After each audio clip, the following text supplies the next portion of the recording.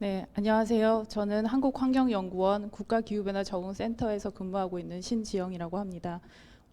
발표를 시작하기에 앞서서 오늘 WWF 코리아 2022 제3차 기후행동 컨퍼런스에 발표할 수 있는 기회를 주셔서 감사드립니다. 제가 발표드릴 내용은 기후위기 극복을 위한 국가 비전과 전략이라는 제목으로 발표를 드리겠고요. 아마 조금 생소하실 수도 있으시겠는데 탄소 중립 이야기를 하면서 기후변화 적응과 관련된 이야기를 하고자 합니다. 제가 발표드릴 목차고요. 앞에서도 많은 발표자분들이 말씀 주셨습니다. 기후위기 대응을 위한 시간 얼마 남지 않았다. 그럼 과연 얼마나 남았냐?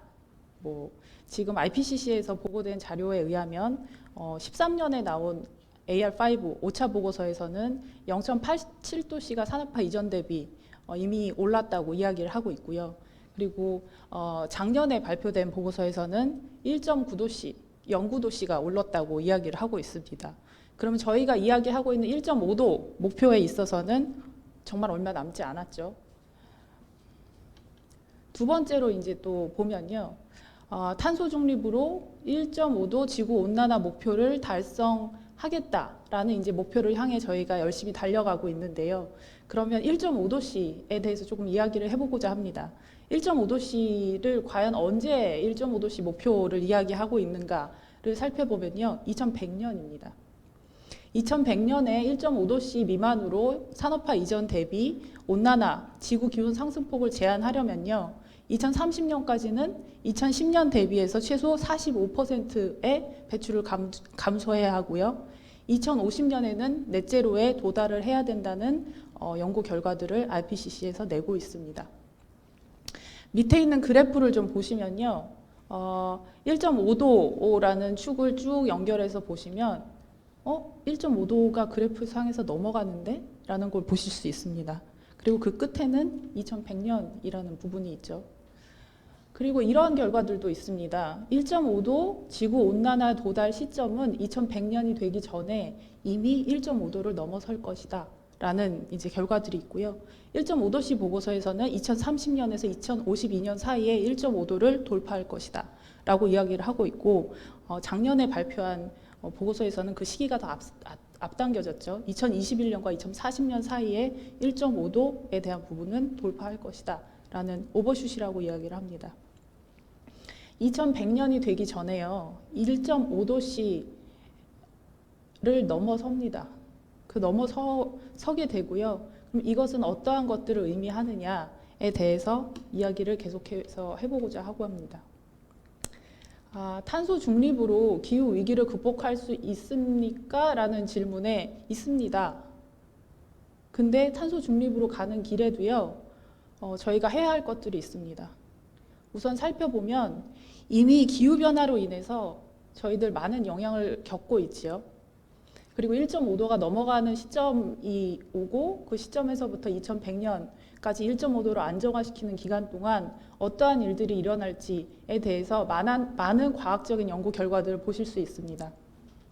지금 제가 보여드리는 장표는 지난달 IPCC 워킹그룹 2 기후변화 영향 및 취약성 적응 이 분과에서 이제 발표한 내용인데요. 보시면 제가 인간계와 관련된 내용 장표만 가지고 왔는데 상당히 많은 부분에 있어서 이미 기후변화의 영향을 겪고 있는 것을 보실 수가 있습니다. 극한기온이 발생하고요. 강수 변동성이 증가해서 식량 그리고 물 안보 부문에서 위기를 맞게 되었고요. 그리고 해안도심을 중심으로 침수, 홍수 같은 사건들이 많이 일어나고 있고 도시 기반 시설에 피해들이 일어나고 있습니다. 그리고 저희가 요즘 겪고 있는 코로나도 일환이라고 이제 이야기를 하고 있는데 인간 건강에 미치는 매우 좋지 않은 영향들, 많은 것들을 겪고 있습니다. 그리고 그 영향들은 부정적인 영향도 있고요. 긍정적인 영향도 있습니다. 이러한 영향들은 다 같은 형태로 일어날까요? 그렇지 않습니다. 지금 보여드린 장표는 졸먼워치라는 곳에서 2021년에 발표한 자료인데요. 보시면 색깔이 다 다르죠? 기후변화로 인해서 저희가 영향을 경험을 하고 있고 그 영향은 지역별로 다르고 각각 다른 위험의 형태로 각각 다른 위험의 크기로 나타납니다. 그 이유는 우선 두 가지 정도로만 그냥 간략하게 말씀드릴 수 있겠는데요. 전지구 평균이라는 것에 답이 하나가 있습니다. 저희가 이야기하고 있는 1.5도씨라는 것은 전지구 평균 기온입니다. 평균은 요만큼의 평균일 수도 있고요. 이만큼의 평균일 수도 있습니다. 그래서 어떤 지역은 1도가 올라가더라도 어떤 지역은 5도가 올라갈 수도 있습니다. 그래서 이 평균 기온이라는 점을 좀 아셔야 될 것 같고요. 그래서 내가 사는 곳의 기온과 전지구 평균 기온을 얘기하는 그 기온이 다를 수가 있다는 겁니다. 그리고 두 번째로는 그 기후 변화에 대해서 우리가 얼마나 준비가 되어 있는지에 따라서 또 차이가 있습니다. 준비 상태의 차이라고 보면 되겠는데요. 이런 것에 따라서 기후 위험이 각각 다른 형태로 나타날 수 있다. 그리고 이미 각각 다른 형태로 그것들을 경험하고 있다라는 것을 말씀을 드리겠습니다. 그럼 과거부터 이제 현재까지에 대한 말씀을 드렸는데요. 그러면 앞으로는 어떻게 될 것인가에 대한 부분이 궁금하실 것 같습니다. 사실 앞으로 어떻게 될지는 아무도 모릅니다. 정확하게 모를 뿐이죠. 하지만 어렴풋이 그리고 점점 더 확실하게 알 수 있습니다. IPCC에서 나온 여러 가지 과학적인 결과들 뿐만이 아니라 우리나라 그리고 전 세계 많은 과학자들이 어떤 일들이 일어날지에 대해서 예측을 하고 있습니다. 이 장표는 그 지구온난화 1.5도 특별보고서에서 나온 장표로 제가 좀 많이 활용을 하는 부분인데요. 사실 잘 와닿지는 않습니다. 뭐 중위도 극한 온난일수가 얼마나 늘어나고 하는 것들이 잘 와닿지는 않은데 제가 제일 와닿는 부분은 산호초에 대한 부분이더라고요. 제가 대학 때 그 서클 활동을 했는데 그 서클 활동이 스킨스쿠버 서클 활동이었습니다. 제가 대학 때 주로 겨울철에 이제 제주도로 스쿠버 다이빙을 가면요. 지금 흔히 그 이야기하고 있는 연산호라는 알록달록한 그 산호들을 사실 보기가 되게 어려웠어요. 그래서 선배들이 이야기하면 저기 가면은 산호 하나 볼 수 있어. 라는 이야기를 듣고 모든 이제 후배들이 그 지점을 찾기 위해서 되게 노력을 했었습니다. 근데 한 20년 정도가 지나면 여기서 제 나이가 좀 나오긴 하는데 20년이 좀 넘은 기간이 지나고 난 지금은 사실 들어가기만 하면 모든 곳에 연산호를 볼 수 있습니다. 이렇게 기후변화와 관련된 것들을 직접적으로 체험을 하고 있는데요. 1.5도씨 온난화에서는 산호초 부분을 보시면 70%에서 90%가 멸종 위험에 처한다고 합니다. 그리고 2도씨 온난화에서는 99%가 위험에 처한다고 합니다. 0.5라는 숫자가 사실 되게 작은 숫자인 것 같지만 이렇게 큰 의미를 가진 숫자입니다. 그러면 제가 이때까지 이제 암울한 얘기를 했는데요. 적응 쪽에 얘기를 하게 되면 항상 좀 우울해지고 암울한 얘기를 하게 됩니다. 그러면 이거 어떻게 할 수 있는 방법이 없는가라는 이제 질문들을 많이 받게 되는데요. 기후 위기에 대해서 그러면 우리는 어떻게 준비를 하고 있는가에 대해서 조금 이야기를 나눠보고자 합니다. WEF 세계 경제 포럼에서 매년 보고서를 발간을 하죠. 그래서 올해는 이런 질문을 했다고 합니다. 향후 10년 내에 인류가 맞이하게 될 가장 심각한 위험은 무엇일까? 라는 질문에 대해서 이렇게 답했다고 합니다. 기후변화 대응 실패가 가장 심각할 것이다. 그리고 이 기후변화 대응 실패는 확실시 되지만 현재의 대응 수준은 너무나 초기 단계이다.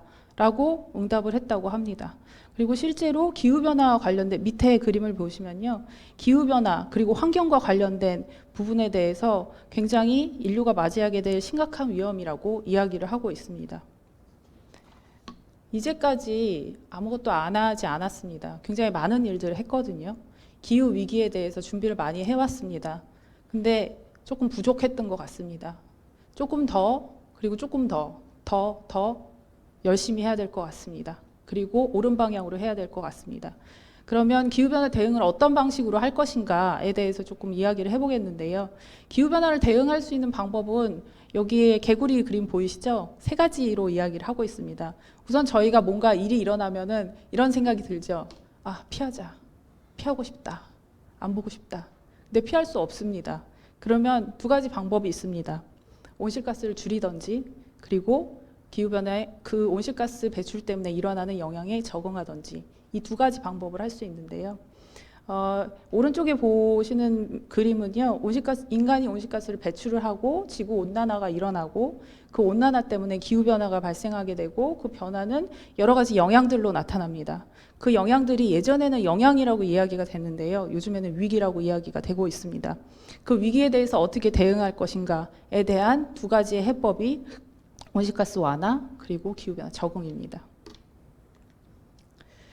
우리나라는 뭘 했을까라는 이제 생각을 하시게 될 텐데요.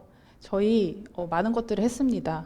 근데 그 중에서도 가장 큰 틀에서 좀 말씀을 드리고자 합니다. 기후위기 대응을 위한 탄소중립 녹색성장 기본법 3월 25일 날 시행이 됩니다. 그전에도 법제가 있긴 했는데 기후변화, 기후위기 대응 측면에 있어서 새로이 리폼해서 만들어졌습니다. 2050 탄소 중립과 환경 경제의 조화를 이야기를 하고 있고요. 분야별 시책에서는 온실가스 감축, 그리고 기후위기 적응, 그리고 정의로운 전환, 녹색 성장을 이야기를 하고 있습니다. 이쯤에서 기후위기 대응을 위한 탄소 중립, 녹색 성장 기본법에서 기후변화 적응이라는 단어는 어디에도 없죠. 근데 이 정의의 부분에서 살펴보실 수 있습니다. 밑에서 두 번째 탄소 중립 사회를 보시면요. 화석연료에 대한 의존을 낮추거나 없애고 감축이죠. 그리고 기후위기 적응, 정의로운 전환을 추구하는 것이 탄소중립 사회다라고 명확히 명시되어 있고요. 기후위기 적응의 정의에 대해서도 이야기를 하고 있습니다. 현재 나타나고 있거나 그리고 미래에 나타날 것으로 예상되는 기후위기의 파급 효과 그리고 영향을 최소화하거나 이것들을 유익한 기회로 촉진하는 활동이 기후변화 적응이라고 할 수가 있겠습니다. 그럼 이런 것들을 달성하기 위해서 여러 가지 계획들, 목표를 가지고 있습니다. 중장기 온실가스 감축 목표를 설정하고요. 이 목표 설정에 대해서 어떻게 달성할 것인지에 대한 전략과 계획을 마련을 합니다. 그리고 감축 시책, 그리고 적응 시책을 이야기를 하고 있고요. 그 중에서도 적응은 국가위기 적응 대책이라는 가장 상위의 대책을 가지고 이행을 하고 있습니다. 국가기후위기 적응 대책이 갑자기 이야기된 건 아니고요. 2008년 12월에 국가기후변화 적응 종합계획이라는 것을 시작으로 해서 2010년에 녹색법이 시행이 되고요. 그때 제1차 국가기후변화 적응 대책이 만들어졌습니다. 그 이후로 5년 단위로 국가기후변화 적응 대책들이 만들어졌고요. 지금은 제3차 적응 대책 기간 중에 있습니다. 제3차 국가기후변화 적응대책에 대해서 잠깐 말씀드리면요. 추진 방향을 4가지를 가지고 추진을 하고 있습니다. 첫 번째로는 모든 이행 주체와 함께하는 적응대책.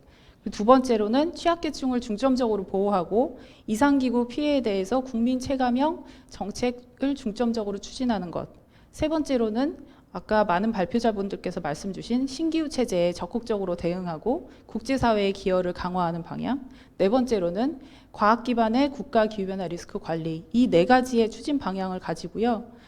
국민과 함께하는 기후 안심 국가 구현이라는 비전을 가지고 3가지 목표를 가지고 추진을 하고 있습니다. 첫 번째로는 2도씨 지구온도 상승에도 대비하는 사회 전 부분의 기후 탄력성 제고, 두 번째로는 기후 감시 예측 인프라 구축으로 과학 기반의 적응을 추진하겠다. 세 번째로는 모든 적응의 이행 주체가 참여하는 적응 주류화를 실현하겠다라는 목표를 가지고 3대 정책을 마련을 하고 있습니다. 정책들을 조금 세부적으로 살펴보면 물, 그리고 국토연안 부분, 건강, 생태계, 농수산 부분, 산업에너지 부분, 그리고 기후변화 감시 예측 및 평가 부분, 그리고 적응 주류화의 실현 부분 이렇게 있어서 다양한 정책들을 담고 있는데요. 그 중에서도 오늘 컨퍼런스의 주제인 경제와 가장 맞닿아 있는 산업 부분과 관련해서 조금 이야기를 해보고자 합니다. 산업과 에너지 부분의 적응 정책으로는 목표는 산업별 적응 역량을 강화를 하고 에너지 설비의 안정과 효율을 증대하겠다는 목표를 가지고 이야기를 하고 있습니다. 이러한 방향들은 정부의 정책 방향이고요. 정부가 정책 방향을 가지고 있다고 해서 그 주체인 산업계가 노력하지 않으면 사실은 기후변화 적응은 쉽지 않습니다. 그렇다면 기업이 기후변화 적응을 하기 위해서는 어떠한 과정들을 거쳐야 되느냐, 오른쪽 그림을 보시면 되겠는데요. 우선 기후변화 적응이 어떤지, 기후변화 영향이 어떤지를 인식을 하고 어떤 것이 나의 회사에 아니면 나의 산업 부분에 리스크로 작용할지를 파악하는 단계가 있습니다. 그 이후에 기후변화 적응에 대한 전략을 수립을 하고요. 그 전략들을 잘 이행할 수 있는 방안들을 마련을 하게 됩니다. 여기에서 중요한 부분이 기업이 그런 것들을 노력을 하는 데 있어서 사실은 기후변화 적응과 관련된 이슈가 쉽지는 않습니다. 왜냐하면 일어날 수 있는 영향이 굉장히 방대하고요. 저희가 겪을 수 있는 여러 가지 리스크들이 굉장히 많기 때문입니다. 그런 측면에서 민간 기업 내지는 산업 부분이 기후변화에 어떻게 적응하면 좋을까라는 부분에 대해서 적응센터에서 여러 가지 자료와 정보들을 생산을 해서 제공을 한 바 있습니다. 이제까지 많이 중점적으로 신경을 쓰지는 못했는데 앞으로 더욱 확대해서 신경을 쓸 예정입니다. 그래서 리포트도 발간을 하고요. 그다음에 관련되는 각 기후변화에 관련된 취약 부분에 대한 매뉴얼을 만들어서 제공을 해드리고 있습니다. 거의 이제 마지막으로 흘러가고 있는데요. 탄소 중립 해시태그 기후변화 적응과 함께라는 이제 이야기를 좀 드리고자 합니다. 앞서서 제가 말씀드린 게 기후변화 적응과 관련된 것들을 이제 이야기를 하려면 어떤 영향들이 일어날 건지 어떤 것들이 위험에 처할 건지에 대해서 안다는 것이 굉장히 중요하다는 것을 보실 수 있었겠는데요.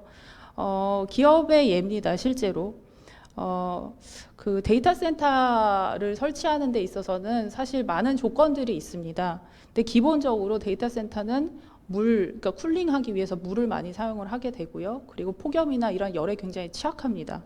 그래서 이런 생각을 하게 되었죠. 기후변화가 일어난다는데 우리 데이터 센터를 하는 우리 기업의 입장에서는 어떤 영향들이 있을까라는 의문을 가지고 출발을 하게 됩니다. 그럼 그 의문을 가지고 출발을 해서 어떤 영향들이 있는지를 찾아보게 되고요. 생각을 하게 됩니다. 그래서 해법들을 찾아내게 되죠. 물이 덜 부족한 곳에 위치를 하거나 아니면 물을 덜 쓸 수 있는 방법으로 어떤 기술들을 적용할 수 있는지를 고민하게 됩니다. 두 번째로는 이러한 기업도 있습니다.